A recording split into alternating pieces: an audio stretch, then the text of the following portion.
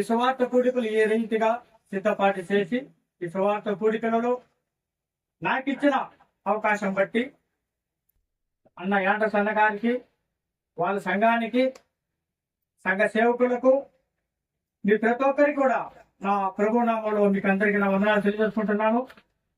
మరియు విశేషంగా వాక్యం అందించడానికి వచ్చిన అన్న వెంకటేష్ అన్న గారికి, మరి అన్న జోసఫ్ అన్న గారికి, అన్న మోహన్ అన్న గారికి, మరియు నా పాటు వచ్చిన జయచంద్ర బ్రదర్ గారు కూడా అందరికీ నా వందనాలు తెలియజేసుకుంటున్నాను.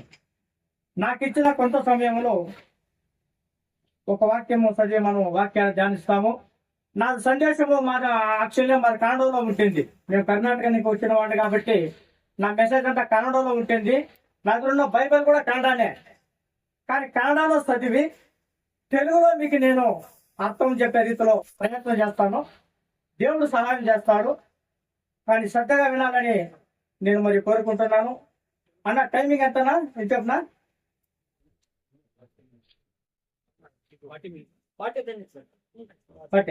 సరే, నాకు 3/4 అవర్ టైం ఇచ్చారు. నా సందేశం 1 అవర్ ఉంది. కానీ మెయిన్ పాయింట్ చెప్పి నేను త్వరలో ముగిస్తాను. ఈ రోజు సందేశము 4 సువార్తలు ఇంకా నేను సందేశం ఇవ్వబోతున్నాను. 4 సువార్తలు ఎవరెవరే? మత్తాయి, మార్కు, లూకా, యోహానా కదా. 4 సువార్తలకి ఈ రోజు సందేశం ఉంటుంది. మెయిన్ పాయింట్ చెప్పి నేను ముందుకు వెళ్ళిపోతాను. ఎక్కడ నాకు టైం తక్కువ ఉంది కాబట్టి నేను త్వరగా ముందుకు వెళ్ళిపోయేవాడిగా ఉన్నాను. మొట్టమొదటిగా లూకా సువార్త. ఈరోజు సందేశము శిలువ యాత్ర అని దానికి ఒక పేరు పెట్టాను నేను. ఈరోజు సందేశం ఏమంటే శిలువ యాత్ర.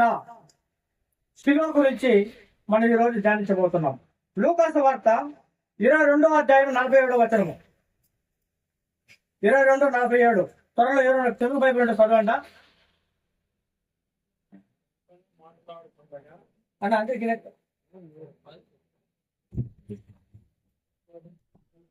ఆయన ఇంకనూ మాట్లాడుచుండగా ఇదిగో జనులు గుంపులుగా వచ్చిరి. 12 మందిలో యోధా అనబడిన వాడు వారి కంటే ముందుగా నడిచి యేసును ముద్దు పెట్టుకున్నట్టుకు ఆయన వద్దకు రాగా. ప్రభు చదివబడిన లేఖనాలు ప్రభు జీవించను కాక. ప్రభు ఇప్పుడు ఏ స్థలంలో ఉన్నాడు? ప్రభు ఏం చేస్తున్నాడు? ప్రభు ఎక్కడున్నాడు ఇప్పుడు? గెచ్చమనే తోటలో ప్రభు ఉన్నాడు. ప్రభు గెచ్చమనే తోటలో ఏం చేస్తున్నాడు? ప్రార్థన చేసినట్టుగా మన వాక్యాలు గమనిస్తాం కదా. గెచ్చమనే తోటలో ప్రభు ఏం చేస్తున్నాడు? ప్రార్థన చేస్తున్నాడు. ప్రార్థన ముగిసింది. ప్రార్థన ముగిసిందా లేదా? ప్రార్థన ముగిసింది. ముగిసిన తర్వాత రోమా సైనికులు వచ్చి, రోమా సిపాయిలు వచ్చి ప్రభుని బంధించారు. ఎవరిని బంధించారు?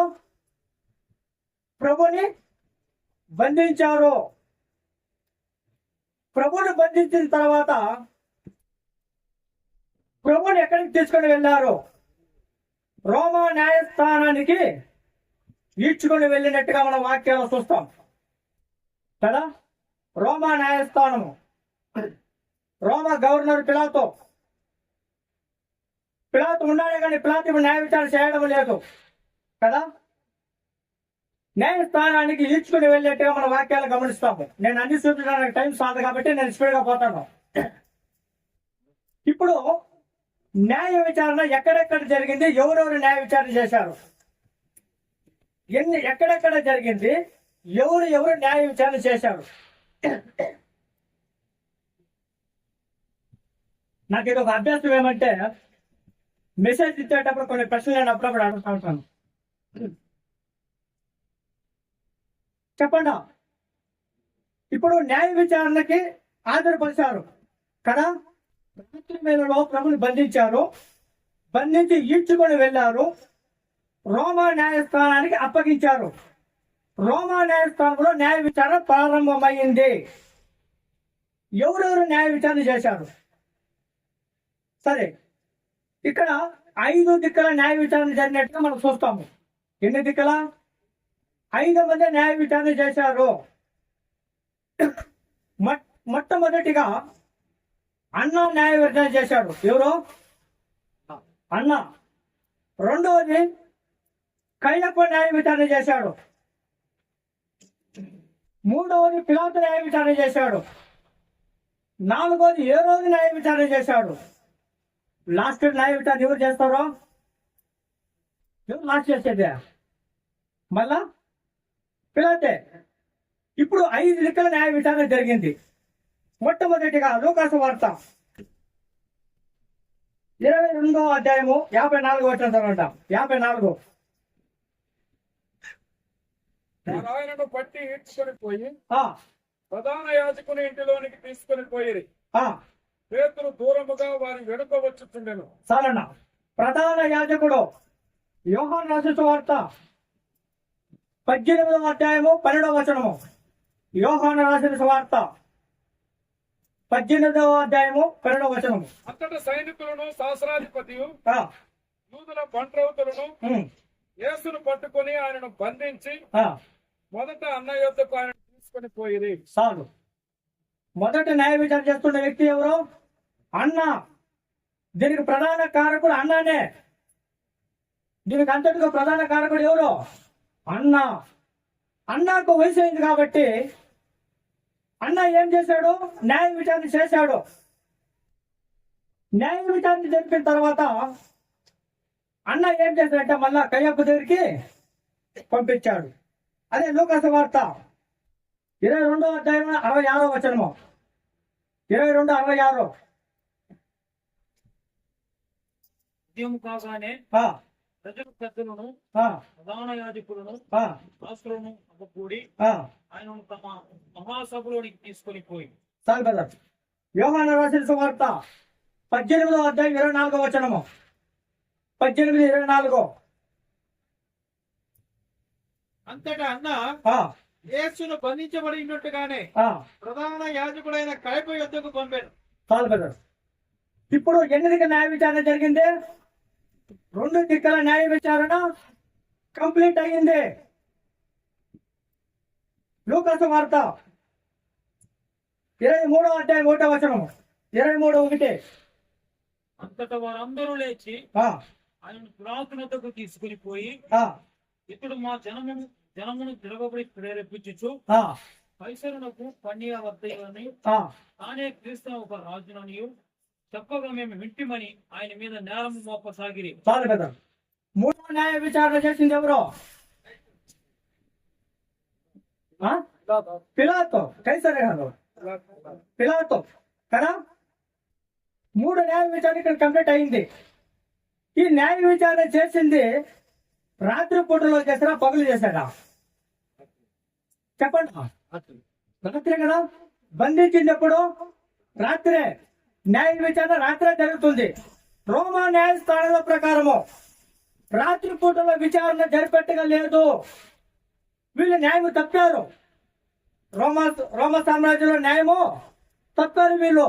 అంటే వాళ్ళ న్యాయస్థానం ప్రకారము రాత్రి పూటలో న్యాయ విచారణ జరిపెట్టగా లేదు, జరపకూడదు. కానీ వీళ్ళు ఏం చేశారు? న్యాయాన్ని మీరారు వీళ్ళు కదా. న్యాయ విచారణ వీళ్ళు నడిపారు. జరపకూడదు కానీ వీళ్ళు జరిపించారు. ఇప్పుడు 3 దిక్కుల న్యాయ విచారణ జరిగిందా లేదా? జరిగింది. 4వదిగా 23, అదే లూకాసు వార్త 23:8వ వచనం. 23:8వ వచనం. ఏ రోజు యేసును చూచి ఆ, మిక్కిలి సంతోషించాను. ఆయన గురించి చాలా సంగతులు విన్నందున ఆ.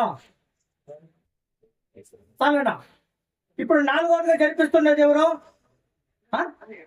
హేరోదు. హేరోదు న్యాయ విచారణ చేశాడు. లాస్ట్ న్యాయ విచారణ చేసేది ఎవరు?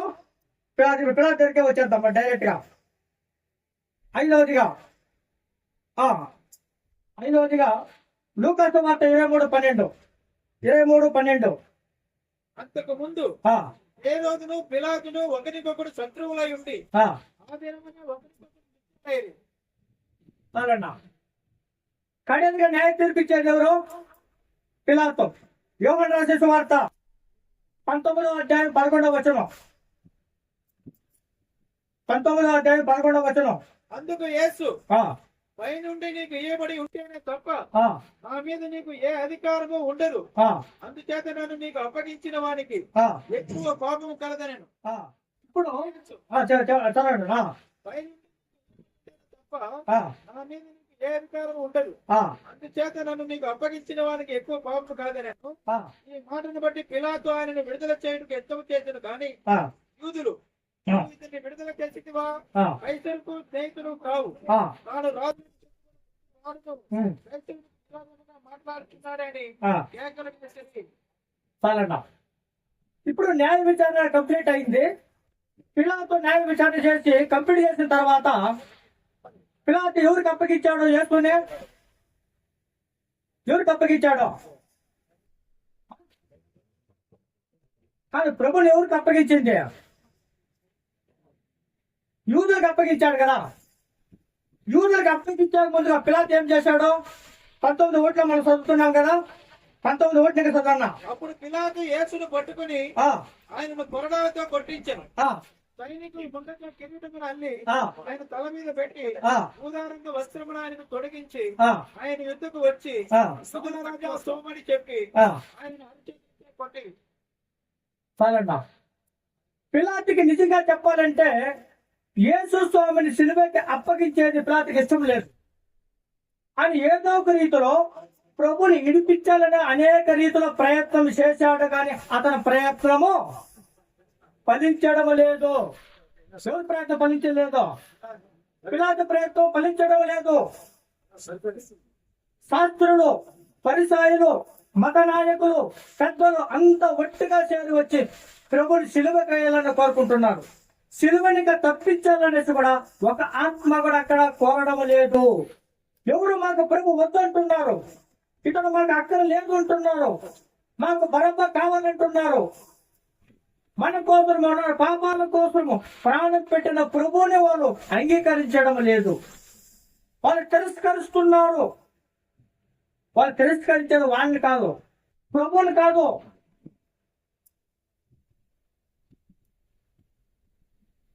ప్రభువుని పంపించిన దేవుని వాళ్ళు తిరస్కరిస్తున్నారు. కానీ ప్రభువునే కాదు వాళ్ళు తిరస్కరిస్తా ఉండేది కదా. ప్రభువుని పంపించిన దేవుని కూడా వాళ్ళు తిరస్కరిస్తున్నారు. ఇతడు మాకు వద్దంటున్నారు.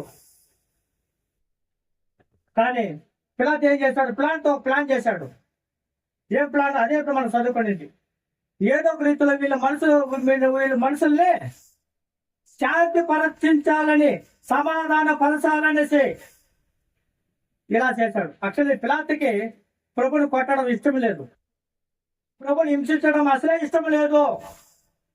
కానీ వీళ్ళు కొరకు, తన పని కొరకు అలా అతను చేయవలసింది వచ్చింది. కానీ పిలాతు అతను హింసించినట్టుగా మనం లేఖనాల్లో చూస్తున్నాం. అని 6వ చదువున్నాం. 6వ ప్రధాన యాజకులను, బండిరాజులను ఆయనను చూచి సిలువ వేయము అని కేకలు వేయగా ఆయన ఎందు ఏ దోషమును నాకు కనబడలేదు కనుక తీసుకుని పోయి సిలువ వేయడని వారితో చెప్పాను. పిలాతు చెప్పే మాట ఏమి ఇక్కడ? ఏ దోషము కనిపించలేదు. పిలాతుగా కాదు, అక్కడ ఉన్న వాళ్ళు ప్రతి ఒక్కరు కూడా తెలుసును ఇతను ఏ దోషము లేదు అనే విచారం ప్రతి ఒక్కరికి తెలుసునే. కానీ వాళ్ళు ఏం చేశారు? కానీ వాళ్ళు మాకు బరబ్బనే కావాలని చెప్పారు. బరబ్బను మాకు ఇడిచిపెట్టు, మాకు ప్రభు అవసరం లేదు, మన కోసం ప్రాణం పెట్టే వ్యక్తి మాకు అవసరం లేదు అని వాళ్ళు బరబ్బనే కోరుకున్నారు. కానీ బరబ్బని విడిచిపెట్టి పిలాతుని ఏం చేశాడో, యేసుని ఏం చేశాడో? సిలువ వేయడానికి అప్పగించాడు. సరే, ఇప్పుడు అప్పగించినప్పుడు ఎన్ని గంటలకు అప్పగించాడు? ప్రభుని సిలువ వేయడానికి పిలాతు అప్పగించిన టైమింగ్ ఎంత? ఎన్ని గంటలకు అప్పగించాడు? 9 గంటలుగా. యోహాను సువార్త 19వ అధ్యాయం 16వ వచనం. అప్పుడు సిలువ వేయడానికి అతను వారికి అప్పగించాను. వారు యేసును తీసుకొని పోయారు. ఆయన తన సిలువ మోసుకొని కపాల స్థలం అనే చోటికి వెళ్ళాను. ఎబ్రీ భాషలో దానికి గొల్గతా అని పేరు. అన్నా యోహాను సువార్త 19:1. అప్పుడు పిలాతు యేసును పట్టుకొని 18 ఒకటేనా? 19:14 అన్న, సారీ 19:14. ఆ దినము పస్కాను సిద్ధపరచు దినము. అప్పుడు ఉదయం 6 గంటలు కావచ్చును. చాలన్నా. అప్పగించినప్పుడు టైమింగ్ ఎంత? 9 గంటలు కాదు. పిలాతు యూదులకి ప్రభుని అప్పగించినప్పుడు టైమింగ్ ఎంత? 6 గంటలకి. బాగా జ్ఞాపకం పెట్టుకోండి. ఇక్కడ ఒక మర్మం ఉన్నది. నా టాపిక్ ఇదే. అప్పగించినప్పుడు టైమింగ్ ఎంత? 6. సిలువ వేసినప్పుడు టైమింగ్ ఎంత? 9 గంటలు. సిలువ వేసిన 9 గంటలకి కదా. మధ్యలో ఎన్ని గంటలు గ్యాప్ ఉండదు? 6 గంటలు. 6 గంటలు. 3 గంటలు కదా. లెక్క కరెక్ట్ గా ఉందా? ఎన్ని గంటలు గ్యాప్ ఉండదు? 3 గంటలకు ప్రభు ఎక్కడున్నాడు? ఏమి చేశారు? బాగా వినండి. అప్పగించింది 6 గంటలకి. అప్పగించినప్పుడు పిలాతు ఏం చెప్పాడు?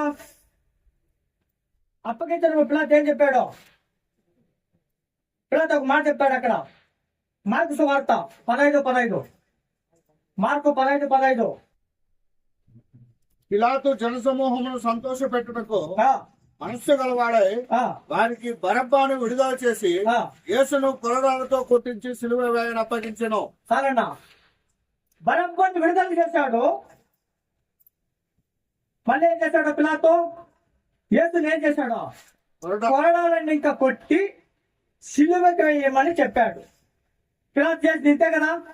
పిలాతు ఇంకేమైనా చెప్పాడా? ఇంకేమి చెప్పలేదు. కానీ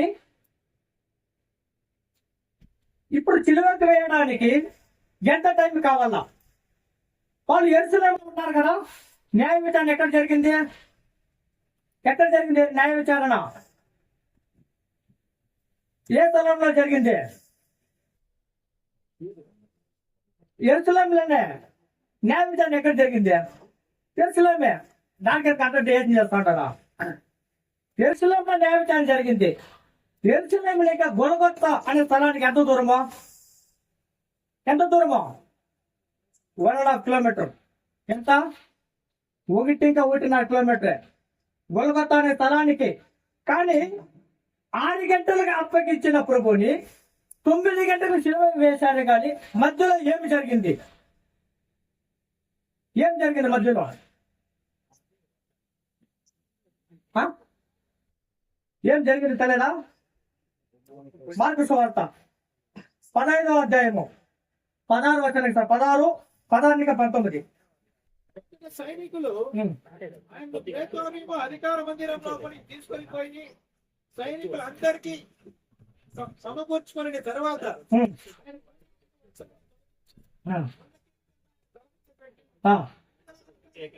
చెప్పి ఆయనకు వందనము చేశాయి. మరియు రెండుతో ఆయన తల మీద కొట్టి ఆయన మీద ఉమ్మి వేసి మోకాళ్ళ నుండి ఆయనకు నమస్కారం చేశారు. ఇప్పుడు మీకు అర్థమైందా? మీకు క్లారిటీ వచ్చిందా? పేతోరియం అనే ఒక స్థలానికి తీసుకుని వెళ్ళారు వీళ్ళు. ఎక్కడికి వెళ్ళారు? పేతోరియం. అది కన్నడ బైబిల్ ఆ పేరు లేదు. అందుకే నేను కన్నడకి తెలుగు కొంచెం వ్యత్యాసం ఉంది. కన్నడ బైబిల్ ఆ పేరు లేదు కాబట్టి నేను దాన్ని చెప్పడం లేదు. తెలుగు బైబిల్ ఉన్నది అది కదా. పేతోరియం అనే స్థలం ఆ పేరు ఉన్నది. వీళ్ళు అక్కడికి విడుచుకొని వెళ్ళారు. కానీ పిలాతు ఏం చెప్పాడు? అంతే. అదే వీళ్ళు చేయాల్సి ఉండేది. దేశం అక్కడ స్టార్ట్ అయిందన్న. ఎక్కడ? అక్కడ స్టార్ట్ అయిన ఆ దేశము ఇప్పుడు వరకు కూడా అది కంటిన్యూ అవుతానే ఉంది.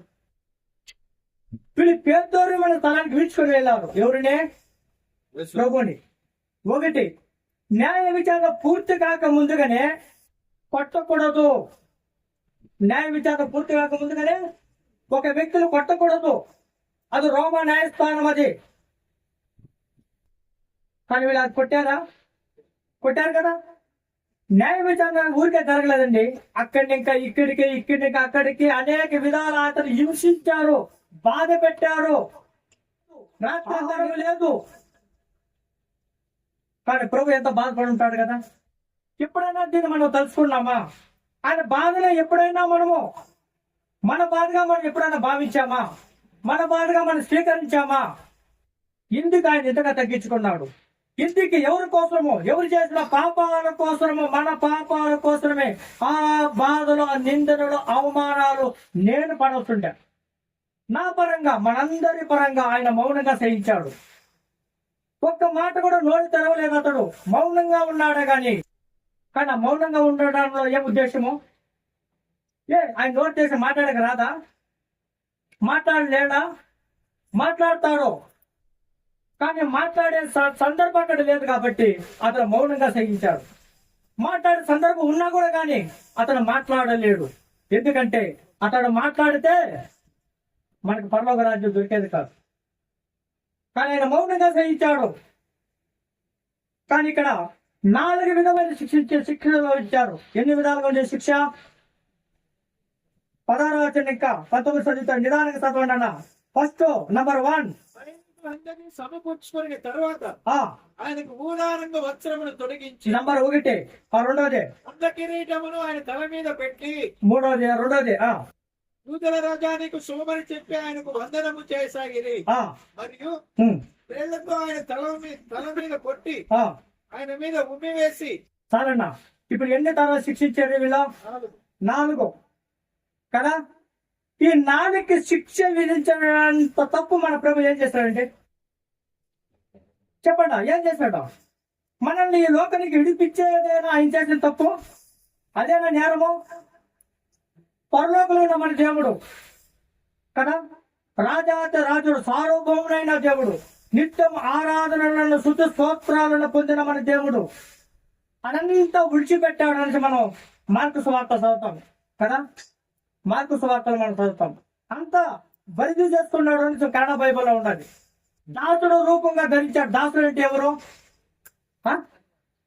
ఏమీ లేనివాడు. ఇటువంటి వాడిని వీళ్ళు ఇంత రీతిగా హింసించి అవమానపరుస్తారంటే వీళ్ళ మనుషులు ఎంత కఠినమైంది కదా. వీళ్ళకి మనస్సాక్షి అనేదే లేదా? వీళ్ళు మంచితనం అనేదే లేదా? తప్పు చేసిన మంచితనము వీళ్ళకి కనిపించడం లేదా? వీళ్ళన్నీ మర్చిపోయారు కదా.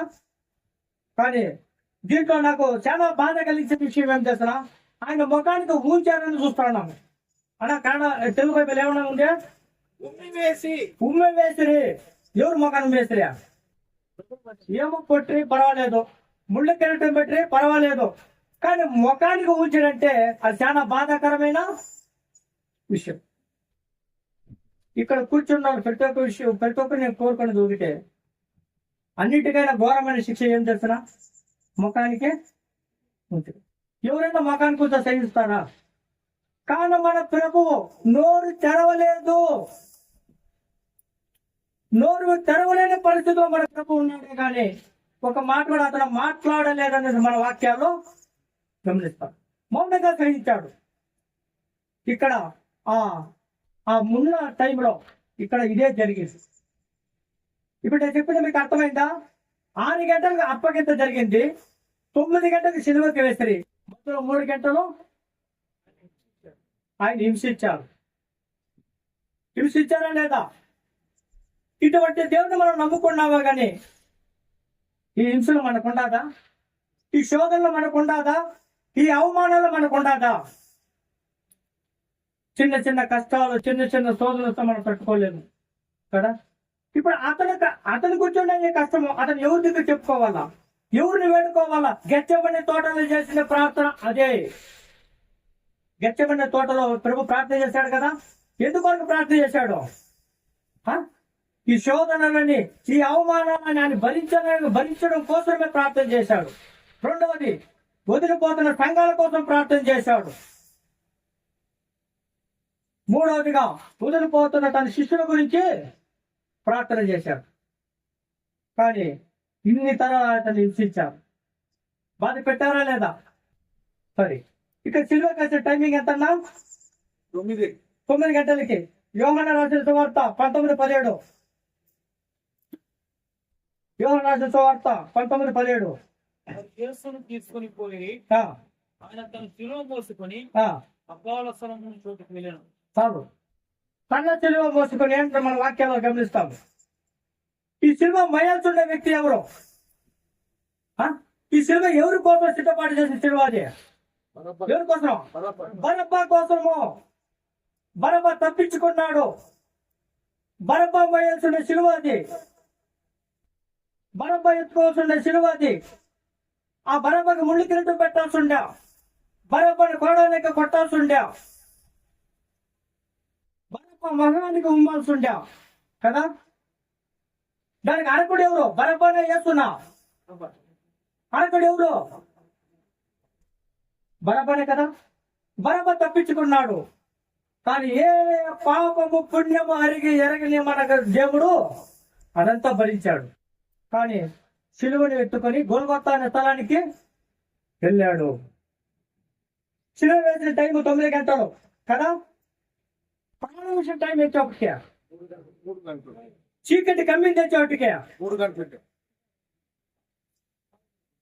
ప్రాణం పెట్టేది ఉషింది 3 గంటలకి, చీకటి కమ్మింది. మత్తాయి సువార్త 27:45. మత్తాయి 27:45. మధ్యాహ్నం మొదలుకొని 3 గంటల వరకు ఆ దేశమంతటిలో చీకటి కమ్మింది. చాలండి. 3 గంటలకి ఏమైంది? 12 గంటలకి చీకటి కమ్మింది. ప్రాణం పోయింది చోటికి 3 గంటలకి. సిలువ కేసింది చోటికి 9 గంటలకి. అప్పుడు ప్రభు ఎన్ని అవర్లో సిలువలో ఉన్నాడు? 6 గంటలు. క్యాలిక్యులేషన్ చేయండి. 6 గంటలు. 6 గంటలు సిలువలో ఉన్నాడు. కరెక్టా? 6 గంటలు సిలువ ఉన్నా మన ప్రభు. ఈ 6 గంటలని నేను 2 భాగాలుగా డివైడ్ చేస్తున్నాను. 2 భాగాలుగా డివైడ్ చేస్తున్నాను. ఫస్ట్ 3 గంటలు సైతాన కార్యాలు జరిగింది. సెకండ్ 3 అవర్లు దేవుడి కార్యాలు జరిగింది. నేను త్వరగా చెప్పి ముగిస్తాను. సైతాన కార్యాలు ఏమేమి జరిగింది చెప్పండి. కొట్టడం, ఆ, వేయడం, ఆ. పెట్టడం, సరే, సభలు తీర్చడం. మార్కు సువార్త 15:23. జయ చదవండి అన్న. మార్కు 15:23. అంతటా గోళము కలిపిన ద్రాక్షరసము ఆయనకిచ్చి అని ఆయన దాన్ని పుచ్చుకొనలేదు. వారు ఆయనను సిలువ వేసి ఆయన వస్త్రములో భాగము ఎవరికి రావాలనో చీట్లు వేసి వాటిని పంచుకొనిది. Sir mark 15:25. మార్కు 15:25. ఆయనను సిలువ వేసినప్పుడు పగలు 9 గంటలాయను. మరియు యూదుల రాజైన యేసు అని ఆయన మీద మోపబడిన నేరమును వ్రాసి పైగా నుంచిరి. సరేనా. ఇప్పుడు సైతాన కార్యాల గురించి మనం చూస్తున్నాం కదా. 3 గంటలు సైతాన కార్యాలు జరిగినట్టుగా బైబిల్లో మనం చూస్తాము. సైతాన కార్యాలు అనేక జరిగిందిలే, దానంతా చెప్పడానికి టైం చాలదు. దాంట్లో ఒకే ఒక అంశం మటుకు నేను మీకు జ్ఞాపకానికి తెస్తున్నాను. లూకాసు వార్త 23వ అధ్యాయము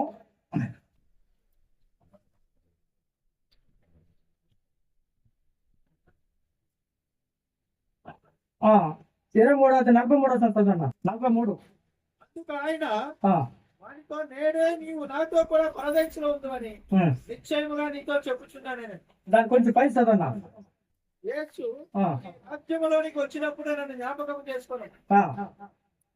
సరే, మనకైతే మనం చేసిన వాటి కానీ ఈయన ఏ తప్పుదనము చేయలేదని చెప్పి సిలువ వేసినప్పుడు ఎడమ వైపు ఒక దొంగని, కుడి వైపు ఒక దొంగని సిలువకేశారు కదా.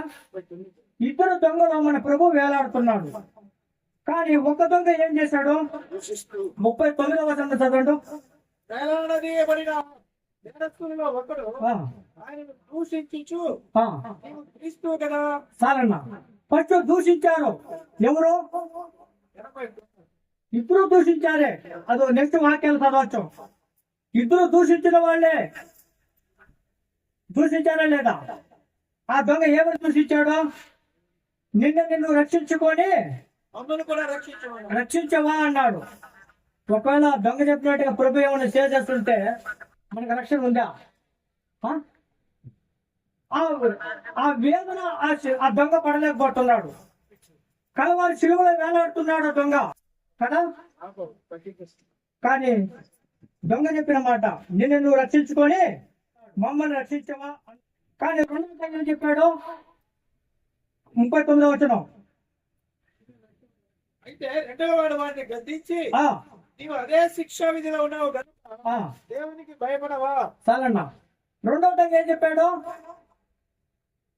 మనము చేసిన పాప కృత్యముల కోసము, మన అపరాధాల కోసము మనకి శిక్ష న్యాయముగా ఉందన్నాడా లేదన్నాడా? కరెక్టే కదా? దొంగ చెప్పింది కరెక్టే కదా? వారు చేసిన పాప కృత్యాల కోసము నరహంతకులు, దొంగలు, దోపిడీలు, వ్యభిచారులు అటువంటి వాళ్ళగా సిలువకి అప్పగిస్తారు కదా. దాంట్లో చేరిన వాళ్ళే వీళ్ళిద్దరు. కానీ దొంగ ఏం చెప్తున్నాడు? మనం చేసిన తప్పులకి, మనం చేసిన పాపాలకి ఈ శిక్ష మనకు కరెక్ట్ గా ఉండాలి. కానీ దొంగ ఇంకో మాట చెప్తున్నాడు. అంటే కిందికి సతన్నా, మనకైతే ఇది న్యాయమే, మనకైతే ఇదే న్యాయమే. ఆ దొంగ ఒప్పుకుంటున్నాడు. ఎక్కడ ఒప్పుకుంటున్నాడు? కలవారి శిలువలో ఒప్పుకుంటున్నాడు. చదవన్నా, మనము చేసిన వాటికి తగిన ఫలము పొందుతున్నాము గాని ఈయన ఏ తప్పిదనము చేయలేదని చెప్పి ఆయనను చూచి, యేసు నీవు నీ రాజ్యంలోనికి వచ్చినప్పుడు నన్ను జ్ఞాపకం చేసుకోమని. అందుకు ఆయన వానితో, నీవు నాతో కూడా పరదేశంలో ఉందామని నిశ్చయంగా నీతో చెబుతున్నానని. ఈ దొంగ 50 స్టడీకి పోయినాడన్నా. ఈ దొంగ సువార్త చెప్పింది ఎవరు? బైబిల్ కాలేజీకి పోయినాడు ఈ దొంగ. ఈ దొంగ సువార్త చెప్పింది ఎవరు? ఈ దొంగకు బైబిల్ ఇచ్చింది ఎవరు? ఈ దొంగకి సేవకు సువార్త చెప్పినాడు. ఏం చెప్పినాడు? మానసాంతరము, అది ఇంపార్టెంట్. నువ్వు ఎన్ని సంవత్సరాలు సభకు వస్తావు అనేది ఇంపార్టెంట్ కాదు. ఎన్ని ఏళ్ల ముందు రక్షణ పొందున్నా అనేది ఇంపార్టెంట్ కాదు. దీక్ష తాను తీసుకుంటా ఉన్నానని చెప్పేది ఇంపార్టెంట్ కాదు. కానీ మనిషి కావాల్సిండేదేమే మానసాంతరము. ఈ దొంగ ఏం చేశాడు? తన పాపాలను ఒప్పుకుంటున్నాడు. ప్రభువా, దొంగ ఎక్కువ మాట్లాడలేదండి. దొంగ ఎక్కువ మాట్లాడినాడా? ఒక 4-5 మాటలు చెప్పినాడంటే, నేను పాపిని. పరిసయ్యుడు సుంకరవాడు ప్రార్థన ఎలా ఉంది? పరిసయ్యుడు సుంకరవాడు ప్రార్థన ఏం చేశారు? సుంకరవాడు ఏం చేశాడు? సుంకరు ఎక్కడ ఉన్నాడు? దేవాలయంలో ఉన్నాడా? దేవాలయం బయట ఉన్నాడా? బయట ఉన్నాడు. పరలోక వైపు చూస్తున్నాడు. చూసి ఏం చేస్తున్నాడు? తన రొమ్మును కొట్టుకుంటున్నాడు. ఎవరు? సుంకరి రొమ్మును కొట్టుకుని, పాపినైనా నన్ను కరుణించవా అంటున్నాడు. చూడండి, ఆ ఒక మాటలో ఎంత అర్థం చేసిన, పశ్చాత్తాపడే ప్రజలకు హృదయమో ఎటువంటి హృదయమైనా పర్వాలేదు. నువ్వు ఎన్ని తప్పులు చేస్తున్నా పర్వాలేదు, నువ్వు ఎన్ని నేరాలు చేస్తున్నా పర్వాలేదు, కానీ ప్రభువు వద్దకు వచ్చి నేను పాపిని అని ఒక్క మాట చెప్తా చాలండి. ఎక్కువ కూడా చెప్పే అవసరం లేదు. ఎక్కువ మాట చెప్పే అవసరం కూడా లేదు. పాపిని కన్నా హృదయానికి అంగీకరిస్తా చాలు, నీకు అప్పుడే రక్షణ దొరుకుతుందా లేదా? ఈ దొంగ ఏం చేశాడు? తన పాపాన్ని ఒప్పుకుంటున్నాడు. మరి దొంగ ఇంకో మాట కూడా చెప్తున్నాడు. దొంగ 42వ చదవన్నా. ఆయనను చూసి, యేసు ఈ రాజ్యంలోనికి వచ్చినప్పుడు జ్ఞాపకం చేసుకోను. అందుకు ఆయన వానితో, నీవు నాతో కూడా పరదేశంలో ఉందని నిశ్చయంగా నీతో చెప్తున్నానని. చాలన్నా. దొంగ ఏం గురించి చెప్తున్నాడు ఇక్కడ? యా రాజ్యం అదే? రెండో రాకడ గురించి దొంగ చెప్తున్నాడు. అంటే దొంగకి ఎట్లా తెలుసు? దొంగకి ఎట్లా తెలుస్తున్నావు? ఎవరు చెప్పారు దొంగకి? కానీ దొంగ ఆ సిలువలో ఉన్నంత వరకు కింద ఏమి జరుగుతుందో తను ఆలోచించాడు. 3 రోజులు ఉన్నాడు కదా, కింద ఏమి జరిగిందో తను ఆలోచించాడు. రెండోది, ఆ దొంగ ఏం గమనించాడు తెలుసా? ఇతను నోటి మాటలు, ఆ నోరు కూడా తెరవలేదు అని గమనించాడు. ఎవరు? దొంగ అంతా గమనించాడు. కానీ దొంగకు అర్థమైపోయింది, ఈ క్షణమే నేను ఉడిస్తే నాకు పరలోక రాజ్యము దొరకదు అని నిశ్చయించుకున్నాడు. గ్యారంటీ చేసుకున్నాడు. ఈ క్షణమే నేను ప్రభుని నమ్ముకోవాలా, ఈ క్షణమే నేను ప్రభుని స్వీకరించాలా, ఈ క్షణమే ప్రభుని నమ్ముకుంటే ఈయన జతలోనే ఈయన ఎప్పుడు ఇక 5-10 శాతం ప్రాణం ఉడబోతాడు, ప్రాణం పెడతాడు. ఈయన జతలోనే పరలోక రాజ్యంలో ఆయన జతలోనే ఉంటాననేసి ఆ దొంగ తీర్మానం చేసుకున్నాడు. తీర్మానం చేసుకున్నాడా లేదా? పశ్చాత్తాప పడినాడా లేదా? పశ్చాత్తాప లేని హృదయము దేవుడు అంగీకరించలేదండి. ఇరిగి నలిగిన మనసుతో, ఇరిగి నలిగిన మనసు, హృదయముతో. ఈ దొంగకి ఇప్పుడు ఎవరు మనసు ఉంది? అదే మనసు ఉందా లేదా? పశ్చాత్తాపం పడాడా లేదా? ప్రభు ఏం చెప్పాడు? ప్రభు వాగ్దానం ఎట్లుంది? ప్రభు ఏం చెప్పాడు? ಅದಕ್ಕೆ ಯೇಸು ಇವತ್ತೇ ನನ್ನ ಸಂಗಡ ಪರದೇಶದಲ್ಲಿರುವೆಂದು ನಿನಗೆ ಸತ್ಯವಾಗಿ ಹೇಳುತ್ತೇನೆ. ಅಣ್ಣ ತಿಳಿಸೋದನ್ನ నేడు నీవు నాతో కూడా పరదేశంలో ఉండు అని నిశ్చయముగా నీతో చెప్పుచున్నానని. Guarantee full సత్యముగా. నిశ్చయం అంటే ఏమన్నా? ఏ డౌట్ ఏమైనా ఉందా? ఈ తర వాగ్దానము మనకి ఇవ్వబడిందా?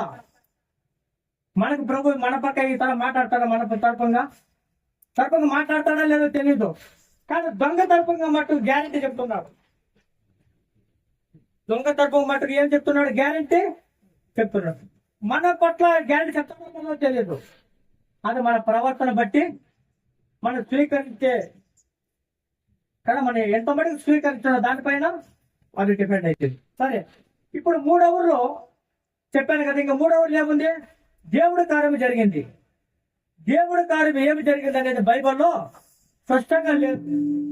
స్పష్టంగా ఉందా? ఎక్కడా రాయబడలేదు. కానీ ఒకటి మనం ఆలోచించేద్దాము. దేవుడి కార్యాలు ఏం జరిగింది అనేది మనం గమనిస్తే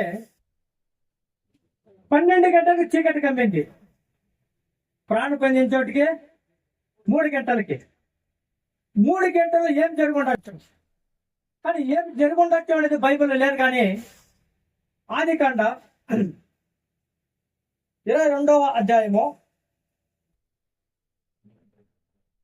అక్కడ ఒక వాక్యం ఉండదు, చూద్దాము. 22వ అధ్యాయము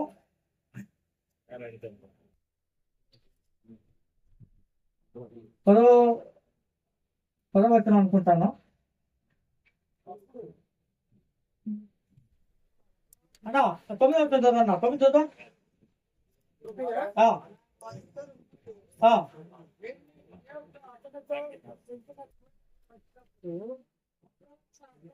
లేదు, 7వ చదువు. తండ్రి అబ్రహాముతో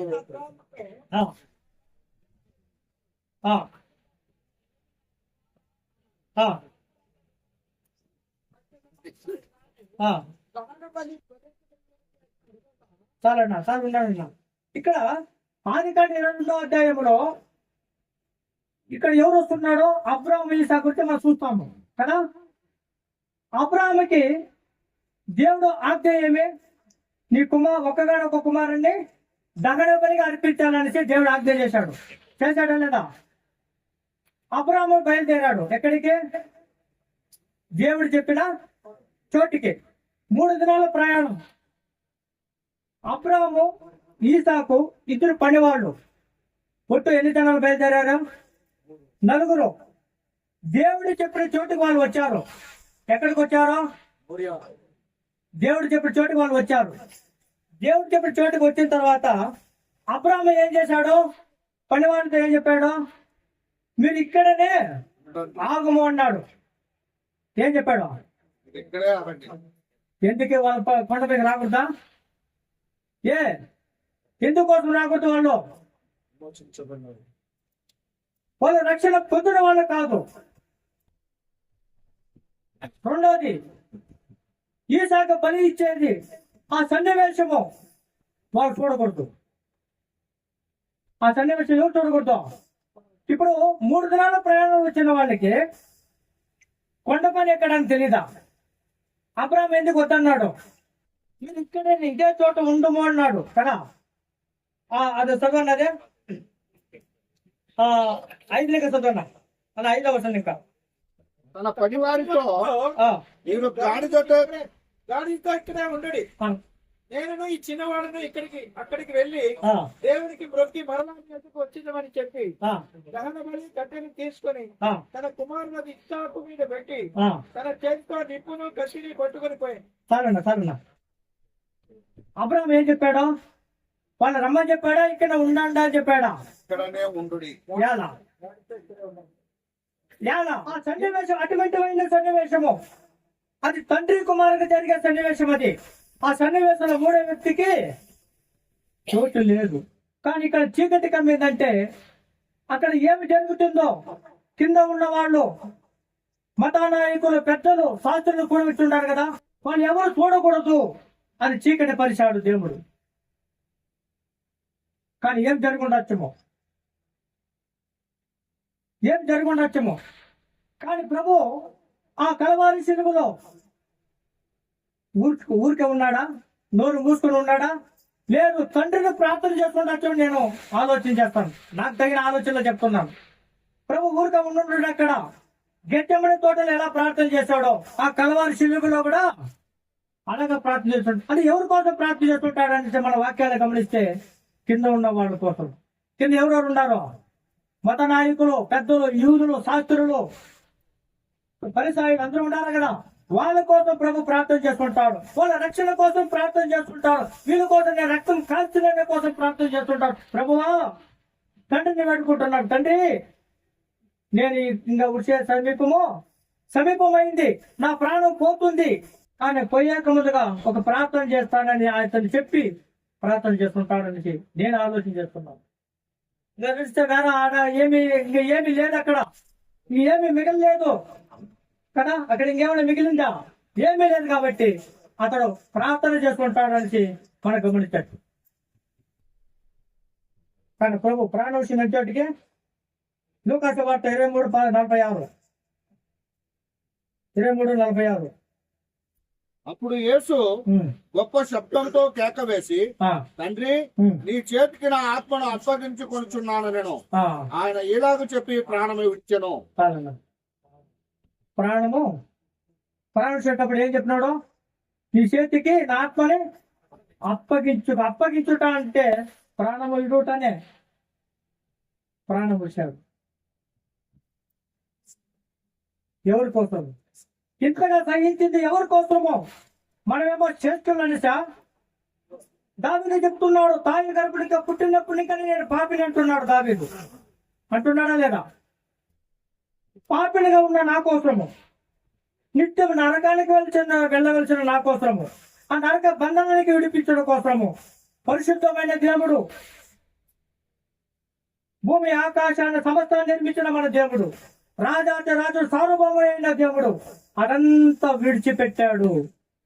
ఆయన దైవత్వాన్ని విడిచిపెట్టలేదు. మానవుడిగా ధరించాడే గాని దైవత్వాన్ని ఆయన విడిచిపెట్టలేదు. కానీ ఒక మానవుడిగా మన కోసం వచ్చాడు. వచ్చి కలవారి శిలువలో ప్రాణం పెట్టాడు మన దేవుడు. ఎవరి కోసం ప్రాణం పెట్టాడు? మన కోసం.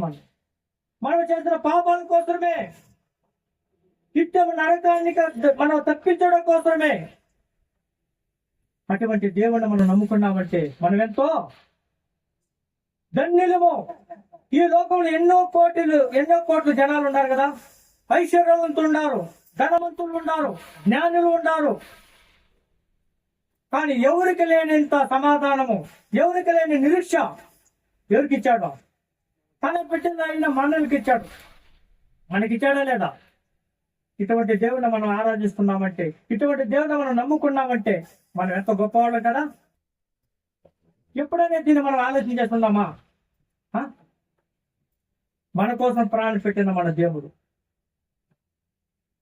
ఇటువంటి దేవుడిని ఈ ఉదయకాలంలో మనం ఆయన కలుసుకుని ఆయన ఆరాధిస్తున్నామంటే, ఆయన మనం గణపరుస్తున్నామంటే మనం ఎంతో భాగ్యం కదా. ఇదే రీతిగా ముందుకు కొనసాగడం ఇచ్చిన అవకాశం బట్టి మరోసారి నేను వందనాలు తెలియజేసుకుంటున్నాను.